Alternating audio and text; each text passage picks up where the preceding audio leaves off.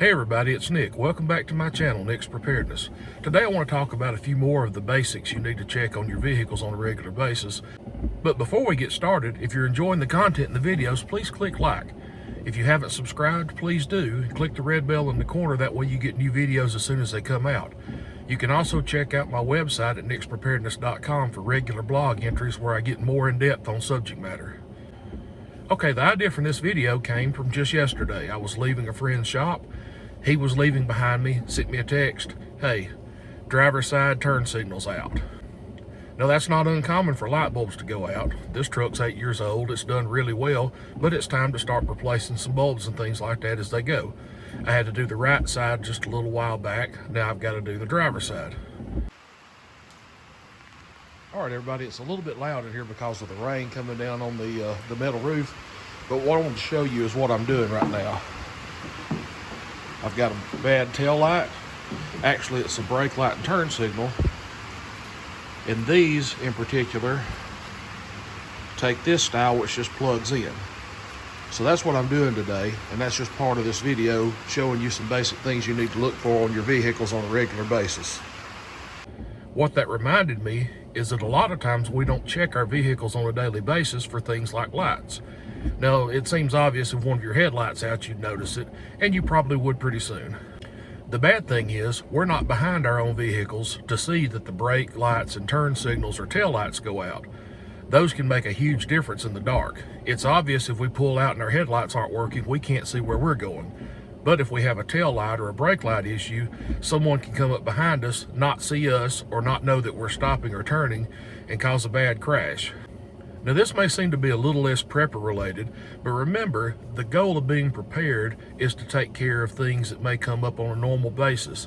We can't prepare for every potential problem that can go wrong, but let's take care of some of the low-hanging fruit especially and make sure that we get these basics knocked out. That way we can get back home to our families safely every evening. Most automotive service shops that you take your vehicle into and get oil changes and regular maintenance done will usually check your lights for you. I know that the quick oil change places that I use, when you drive through, they service your vehicle and they do a light and horn check while you're in the vehicle, and they let you know if you have any problem. But depending on how far it is between your oil change intervals, it may be months before you go back through there. So it's good to go through and do a weekly check of your lights.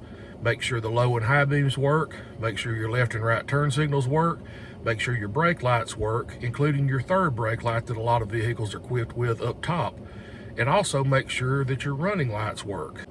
Another thing you want to make sure that's working are your tag lights. When officers pull up behind you, a lot of times they'll call in your tag number if they have any suspicions, and if they can't read it, there's a pretty good chance they're going to pull you over and want to look for some information. So it's just better to go ahead and have all that visible, let them see everything, and have your car all up to date, and you might not get bothered. Because I know that we generally don't get out and pre-trip our vehicles, do a full inspection every day before we leave, and even if we did, things can break down while we're going down the road or quit working, I wanted to take just a second and show you something that might help you at least know that you've got a brake light or a turn signal out. In most automobiles and light trucks, the brake light and the turn signal go to the same filament on the bulb. That way, when you press the brakes, that filament lights up. If you turn on a turn signal, that filament lights up and flashes on one side or the other. If you're stopping and turning at the same time, there are diodes in there that stop the flow of electricity to one side or the other, allowing one side to stay constantly on for a brake light and the other side to flash for a turn signal. But on modern vehicles, there is a little bit of an indicator that can help you know that you might have a brake light or a turn signal out, and I'm about to show you how it works. All right, we've got a little bit of glare coming off from the light, but I think you'll be able to see everything okay. Now I've just got the switch on, so you can see that my warning lights and all are on. I don't have the engine running to try and keep it less noisy in here. So what I'm gonna do is turn on my right turn signal, which is normally functioning, the bulbs are good. You'll notice that it's got a steady click like almost all turn signals do. On, off, on, off, on, off. Now, the left turn signal, which I've actually got the bulb out of right now, you'll notice it flashes at almost twice the speed. That is an indicator that either your front or rear turn signal bulb is blown. It can sense the resistance difference between a bulb that's working and a bulb that's not, and causes it to flash faster when there's a bulb that's not working. So anytime you're driving and you turn on your turn signal and you see that fast flash versus a slow steady flash, you know there's a good chance that one of your bulbs is out. If that happens to be your rear turn signal that's out, there's a really good chance that you're also missing a brake light, and that can really affect safety. I know that where I live, I have to turn in the driveway and it's a 55-mile-an-hour zone. I make a left turn and cross the median, so I have to slow way down before I turn into the median, and I start giving a turn signal about a quarter mile away to let anybody know that I'm about to turn. Without that, somebody could run right up on me and hit me as I'm slowing down to make that sharp turn into the median and across to the driveway.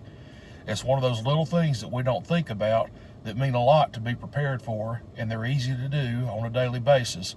So pay attention to your vehicle, pay attention to your maintenance and your lights, and be safe out there. Again, if you've enjoyed this video, please give me a like, click the thumbs up button, click the bell in the corner to get new videos when they come out, and visit my website at nickspreparedness.com.